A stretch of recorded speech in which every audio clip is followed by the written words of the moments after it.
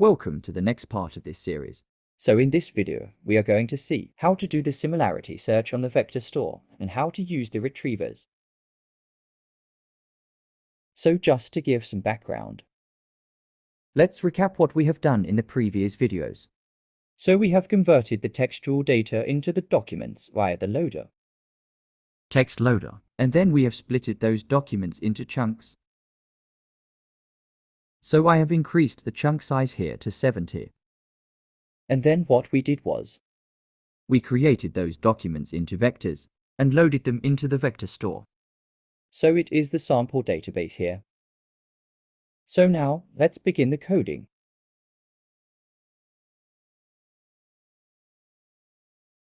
So first we are going to give the query. And the query should be based on our textual data that we already had in our file. Okay, so it says, artificial intelligence had a positive impact. So let's try the query, asking what kind of impact artificial intelligence had.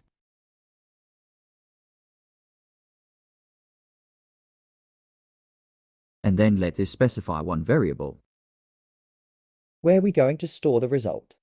And then from the sample database, let's perform the similarity search. And in the parameters, let's pass the query.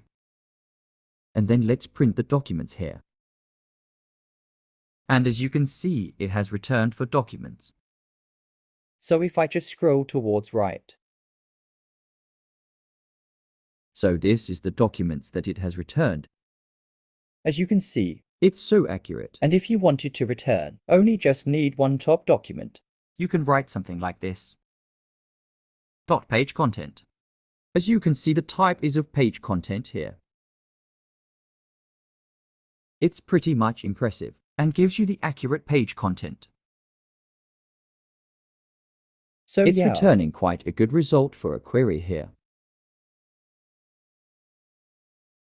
So, if we want to store the vectors locally, so that those vector files can be used again, we can do so. So let's copy the code from this section, where we created and stored those vectors.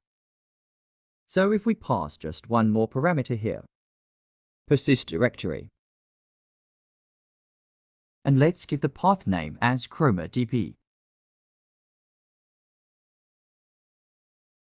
Now, if we execute it and check here,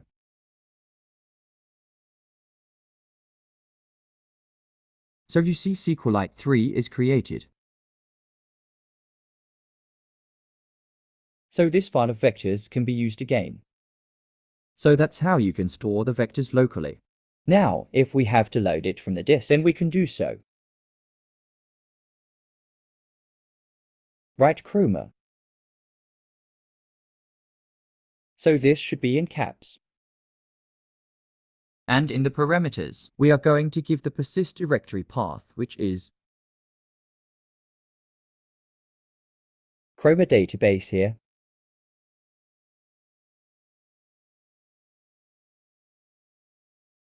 Also, provide the embedding function. So the embedding function will be the function that we have specified here. For the Hugging Face, that's my embeddings.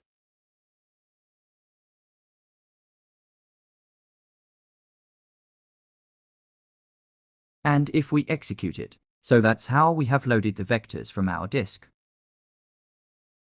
So that's how you can reuse it. So now let's look at the retriever.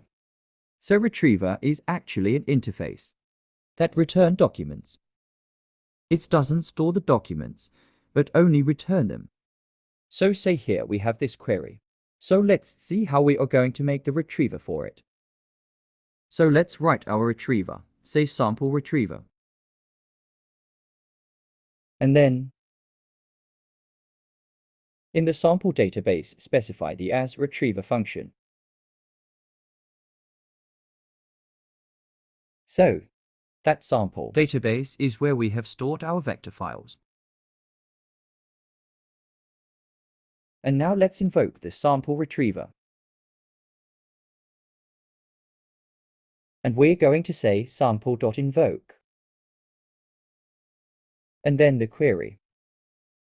And we want to return only the first page content. And if we execute it, so you can see, it has returned the first page content based on the document, which is retrieved by the retriever.